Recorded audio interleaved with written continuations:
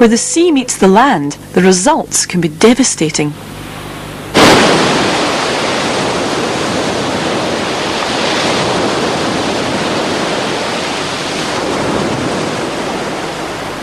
All these people's jobs and homes are under threat.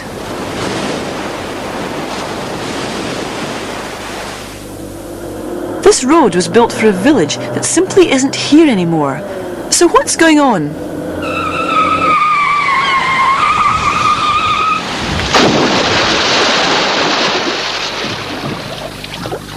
We're going to travel down the northeast coast between Flamborough Head and Spurn Point to see how this coastline's changing. This coastline was not always where it is today. 100,000 years ago, there was a shallow bay here. An ice sheet covered northern Europe and was expanding across the North Sea. The ice was wearing away at the seabed, lifting up large boulders, stones, sand and clay as it moved.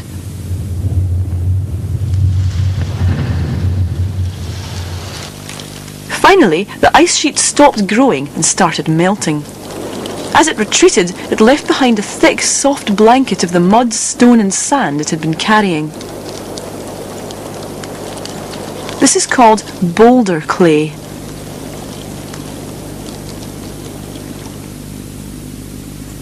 The ice melted and the sea rose again. Settlers soon started to farm this new expanse of soft boulder clay. But over the years, more than 30 villages have disappeared. This is Europe's fastest eroding coastline. White chalk dips down under the soft brown boulder clay which was left by the ice sheet. Because these cliffs are softer, erosion here is faster. Sometimes there's hardly time to form a notch before the whole cliff slumps down. Meters of land can be lost every year. This really matters when people live close to the edge.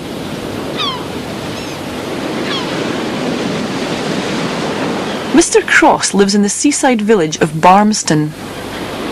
We purchased this property some 11 years ago, in the full knowledge that sooner or later it would drop into the sea.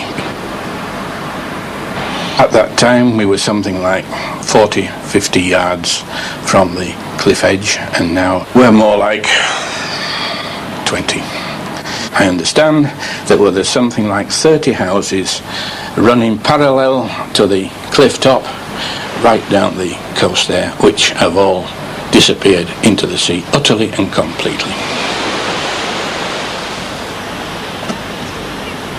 These water pipes and electricity cables used to be connected to houses that were swallowed by the sea. It is horrific. I think it's all to do with the type of material of which the cliffs are composed.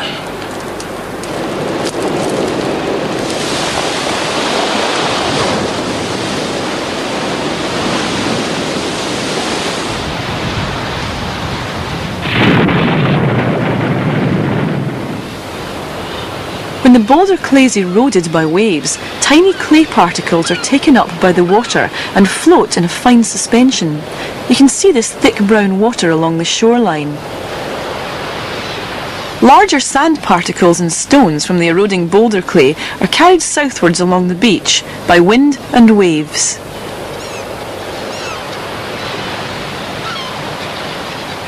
Along the coast at Mappleton, the local council have built rock walls called groins.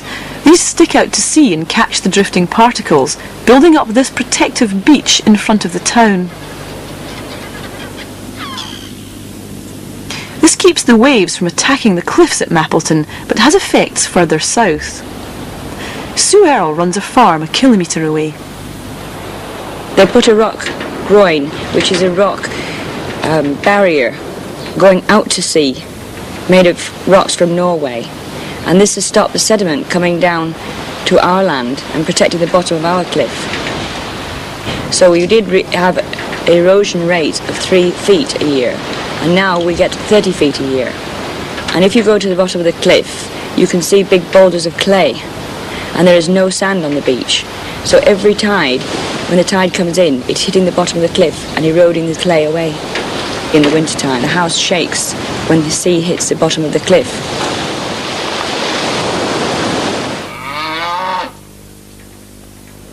This is basically a livestock, animal farm. All our cows are Friesians, and unfortunately they're very inquisitive. If the earth is unstable, and they can fall down the cliff. We have chickens, we have 8 cats, and 3 dogs. Also, we have 3 Shetland ponies.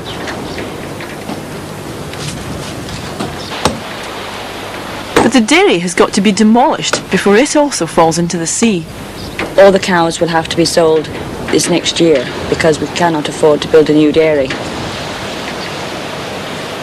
In front of the house and the dairy there was fields where the cows used to graze and crops could be grown, but that is now all gone. In 35 years, the sea has eaten over 60 metres inland. When they do protect an area, it does cause problems in other areas and increase the erosion for somebody else.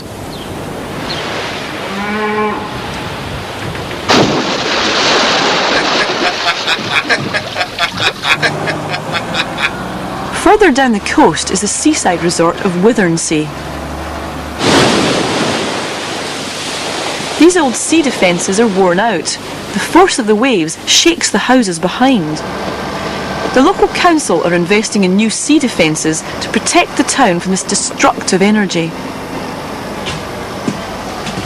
Harry is the site manager in charge of building a new sea wall. This is where we're going to put the base, and this is the actual wall. And then we project the wall up into a splashback. So when the waves hit the wall, it splashes and throws the water back into the sea. This design doesn't just stop the waves, it deflects their energy harmlessly out to sea.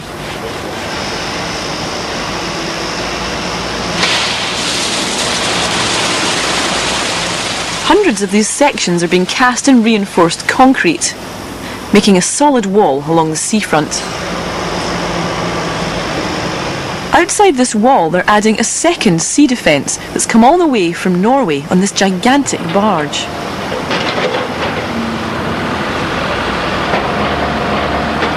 These are hard granite boulders weighing 10 tons each. They're going to be piled up in front of the seawall. Because they can move a bit as the waves hit them, they absorb some of the sea's energy before it reaches the wall.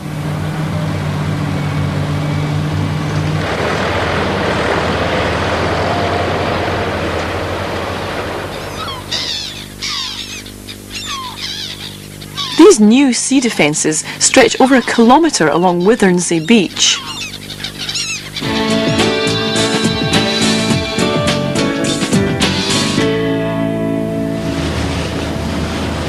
Erosion is a problem for big business too. Out in the North Sea, drilling platforms bring up gas from the rocks 2 miles below.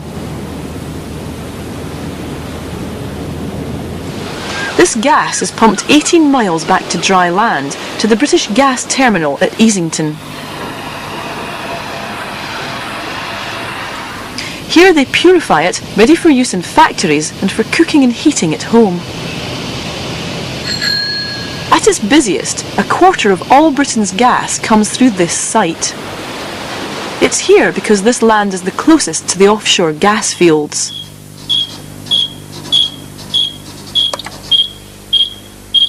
This is where all the different processes are controlled.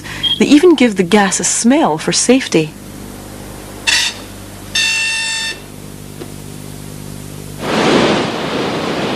They thought North Sea gas would last 25 years, so they built this terminal far enough away from the soft clay cliffs to last that long. But the gas is still flowing.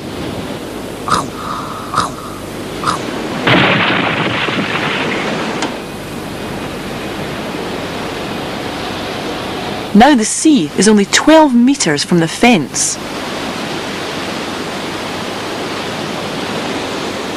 Jim, an engineer at the terminal, is worried about how quickly the cliff is eroding.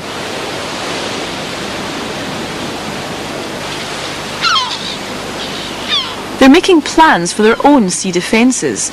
They'd like to make a wall of rocks along the base of the cliffs, like those at Withernsea.